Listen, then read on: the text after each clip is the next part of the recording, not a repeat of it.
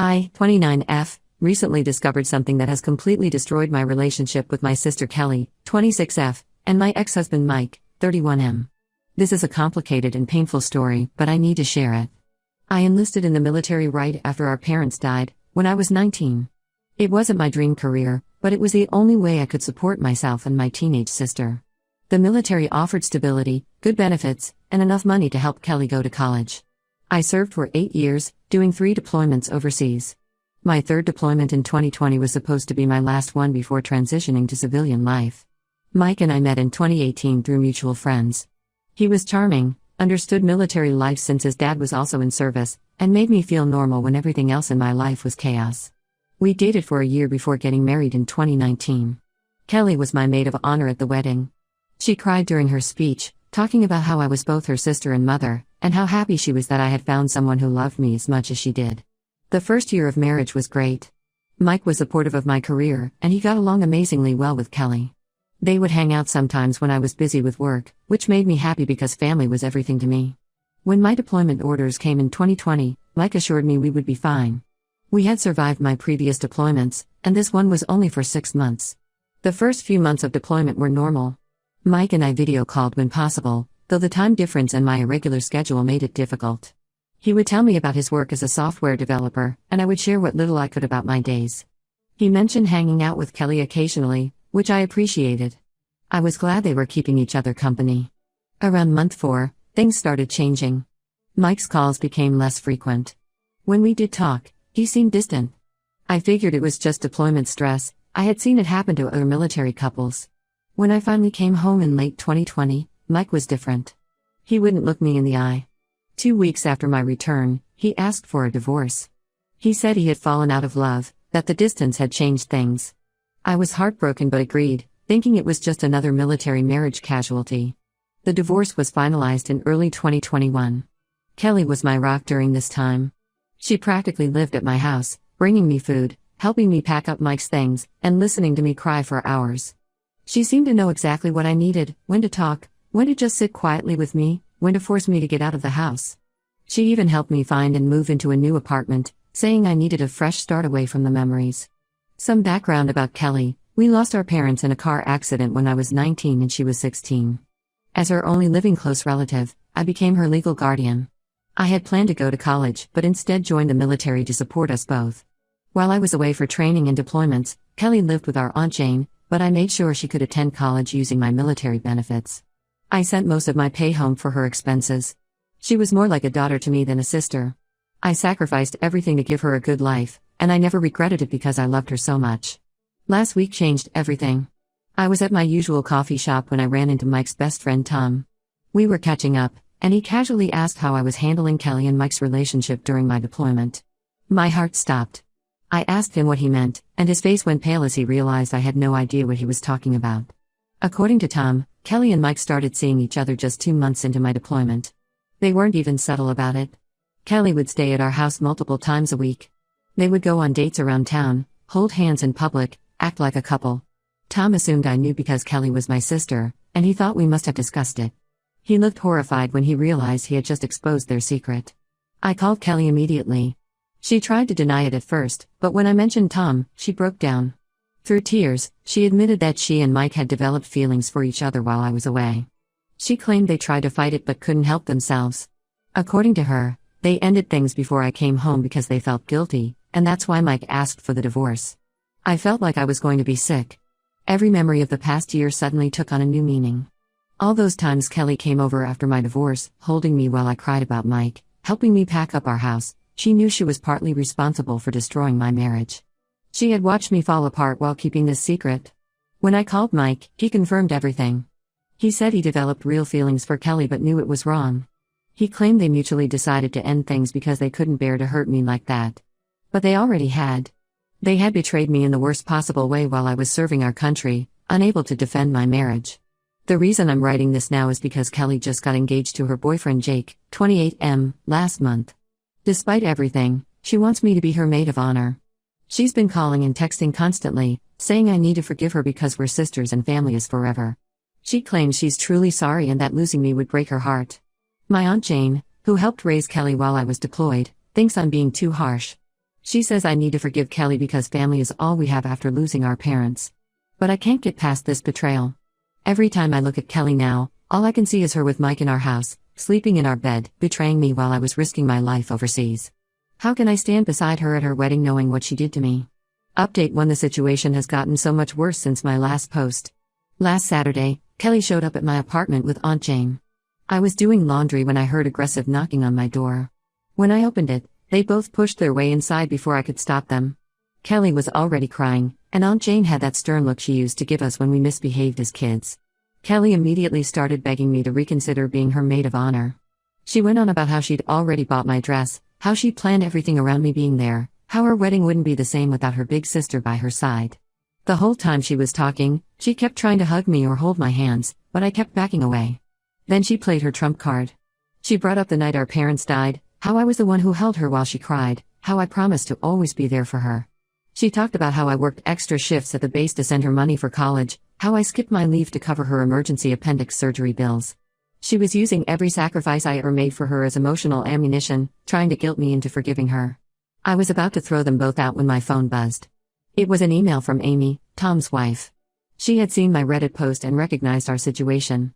What she sent me made my hands shake.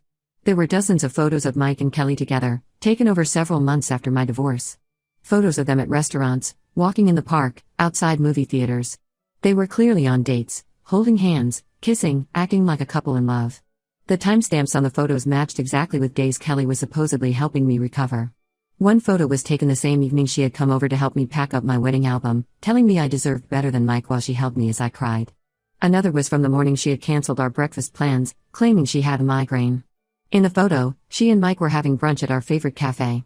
I showed the photos to Kelly and Aunt Jane right there. Kelly's face went white. Aunt Jane tried to grab my phone, but I pulled it away. That's when Kelly's whole story changed. Suddenly, she wasn't sorry anymore. Instead, she admitted that she and Mike had never really ended things when I came back from deployment. They had kept seeing each other in secret, planning to wait until enough time had passed to tell me they were in love. According to Kelly, they thought I would eventually accept their relationship. They had this whole fantasy planned out where they would tell me together, and I would be happy for them because I loved them both so much. She actually seemed to believe I would have blessed their relationship if they had just waited long enough. The only reason they never went public was because Mike met someone else, a woman at his gym.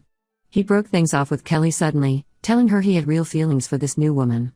Kelly was devastated but couldn't tell anyone because our whole family still thought she was just my supportive baby sister. Then Kelly tried to justify everything with the most twisted logic I've ever heard. She said she had always idolized me, that I was more like a mother than a sister. She claimed that being with Mike made her feel closer to me while I was deployed. That sleeping in my bed, wearing my clothes, using my things, it was all because she missed me so much. She said Mike reminded her of me, and that's why she fell for him. I felt physically sick listening to her try to rationalize her betrayal. She was basically saying she screwed my husband because she loved me too much.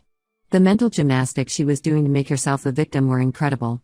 Aunt Jane just stood there the whole time, nodding along with Kelly's excuses. When I started yelling at Kelly, Aunt Jane tried to calm me down by bringing up Kelly's abandonment issues from our parents' death. She suggested that Kelly's fear of losing people made her act irrationally, as if that somehow excused sleeping with my husband. I completely lost it then. I reminded Aunt Jane how I gave up my entire future for Kelly. I could have gone to college, had a normal career, maybe even started my own family. Instead, I joined the military at 19 because it was the only way to support Kelly. I spent 8 years serving my country, missing holidays and birthdays, risking my life, also Kelly could have a good life. And this was how she repaid me. Aunt Jane had the nerve to say that my military service was my choice, that I couldn't hold it over Kelly's head forever. She said I was being cruel by refusing to move past this, that Kelly was still young and had made a mistake. A mistake. Like she had borrowed my car without asking instead of having an affair with my husband. Update 2: I discovered something that made this entire situation even more twisted. Jake, Kelly's fiancé, came to my apartment last night. He looked terrible, like he hadn't slept in days. He said he needed to talk to me about Kelly, and what he told me made my skin crawl. Jake found old messages on Kelly's phone last week when she asked him to check a recipe she had saved. While scrolling through her photos, he found screenshots of old conversations between her and Mike. The messages went back to my deployment days and continued well after my divorce. What he read made him physically sick. When Jake asked me for the full story, I told him everything. How Kelly and Mike had their affair while I was deployed, how they continued seeing each other after my divorce, and how Kelly only stopped because Mike dumped her for someone else. Jake sat there getting paler with each detail because Kelly had told him a completely different version. According to Kelly's story to Jake, Mike had aggressively pursued her during my deployment. She claimed she repeatedly rejected him out of loyalty to me, but he wouldn't stop. She told Jake that Mike had tried to kiss her once, but she pushed him away and threatened to tell me. She made herself sound like the loyal, protective sister who would never betray me. Then Jake revealed something that made my blood boil. Kelly had been meeting Mike again recently, claiming she needed closure before her wedding. Jake had seen them having coffee together at least 4 times in the past 3 weeks. Each time, Kelly told him they were just talking, trying to make peace with the past so she could move forward with her life with Jake. But Jake wasn't convinced, so he followed them after one of their coffee meetings. He watched them walk to Mike's car, where they sat talking for over an hour. When Kelly came home that day, she told Jake she had been shopping for wedding decorations. The lie was so casual, so practiced, that it made Jake question everything about their relationship. Jake confronted Mike at his office the next day. Mike apparently felt guilty and admitted everything. Kelly had been trying to rekindle things with him, saying she had never stopped loving him. She told Mike that she was only marrying Jake because she thought Mike would never leave his new girlfriend. Mike showed Jake messages from Kelly where she begged him to give their relationship another chance. Jake called off the engagement immediately. He couldn't marry someone who could lie so easily, who could betray her own sister and then try to paint herself as the victim. He said he was grateful he found out before the wedding, before they had kids or built a life together. Kelly showed up at my apartment a few hours after Jake left, completely hysterical. Her makeup was smeared down her face, and she looked like she had been crying for hours. She started screaming at me the moment I opened the door, saying I had no right to tell Jake about her past. She accused me of being jealous of her happiness, of wanting to ruin her life because mine was so empty. I finally snapped. After months of holding back, of trying to be the bigger person, I let her have it. I told her she was pathetic, manipulating everyone around her to get what she wanted. I told her she deserved to lose Jake just like I lost Mike, that maybe now she would understand a fraction of the pain she caused me. Kelly tried to slap me, but I caught her wrist. The look in her eyes scared me, it was pure hatred. She spat out that I was a terrible sister, that I had always tried to control her life, that I brought this on myself by being away so much. She said Mike never would have looked at her if I had been a better wife. I told her to get out and never contact me again. As she was leaving, she turned and said something that showed me who she really was.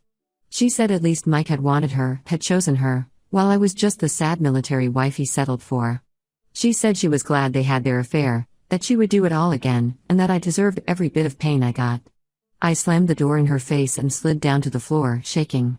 I could hear her screaming and crying in the hallway, but I didn't care anymore. The sister I loved, the one I raised and protected and sacrificed everything for, was gone. Maybe she never really existed at all. Update 3: A lot has changed in the past 3 months. After everything that happened with Kelly and Jake, I realized I needed a complete fresh start. I accepted a job offer in a different city, sold most of my furniture, and moved away without telling anyone except Tom and Amy. They helped me pack and kept my move secret from Kelly and Aunt Jane. The new city has been good for me. I'm working as a civilian contractor, using my military experience in a way that feels meaningful. I've made a few friends at work, and for the first time in years, I feel like I can breathe without the weight of family drama crushing me. Tom and Amy are the only people from my old life that I still talk to. Tom feels guilty about exposing everything, but I've told him repeatedly that he did me a favor. Finding out the truth, as painful as it was, finally freed me from Kelly's manipulation. Amy has become a close friend, and we video chat every week. Through Tom, I heard that Kelly tried to win Jake back. She showed up at his workplace multiple times until security had to escort her out. She even tried to contact his parents to plead her case, but they blocked her number. Jake ended up taking a job in another state just to get away from her. Aunt Jane still tries to reach me through different numbers, leaving voicemails about how family should stick together. She mentions that Kelly is struggling, that she's in a dark place, that she needs her big sister. I delete the messages without listening to them fully. I raised Kelly, protected her, sacrificed everything for her, and she repaid me by destroying my marriage and then trying to blame me for her choices. Last week, Kelly somehow found out where I moved. She turned up at my old apartment building looking for me. When she couldn't find me, she left a letter with my former neighbor, Mrs. Chen. Mrs. Chen, who had seen the whole drama unfold, waited a few days before forwarding it to me. The letter is sitting on my kitchen counter now, unopened. Part of me wants to read it, to know what Kelly could possibly say to justify everything she did. But a bigger part of me knows that opening that letter would be like reopening a wound that's finally starting to heal. Kelly had countless chances to be honest, to show real remorse, to take responsibility for her actions. Instead, she chose to lie, manipulate, and blame me every step of the way. Mike tried to contact me too. He sent an email saying he was sorry for everything, that he regretted hurting me, that he wished things had happened differently. I deleted it immediately. His regret means nothing to me now. He and Kelly deserved each other, both of them selfish, both of them liars, both of them willing to betray the people who love them most. Sometimes I think about the girl Kelly used to be, or at least the girl I thought she was. The little sister who would crawl into my bed during thunderstorms, who cried when I left for basic training, who seemed so proud of her big sister serving in the military. I wonder if that girl ever really existed, or if Kelly was always capable of this level of betrayal and I just couldn't see it. I'm done with that chapter of my life. I've learned that family isn't about blood, it's about loyalty, respect, and trust. Kelly might be my sister by birth, but she stopped being my family the moment she chose to betray me. I don't hate her anymore. I feel nothing for her. And that's probably the best outcome I could have hoped for.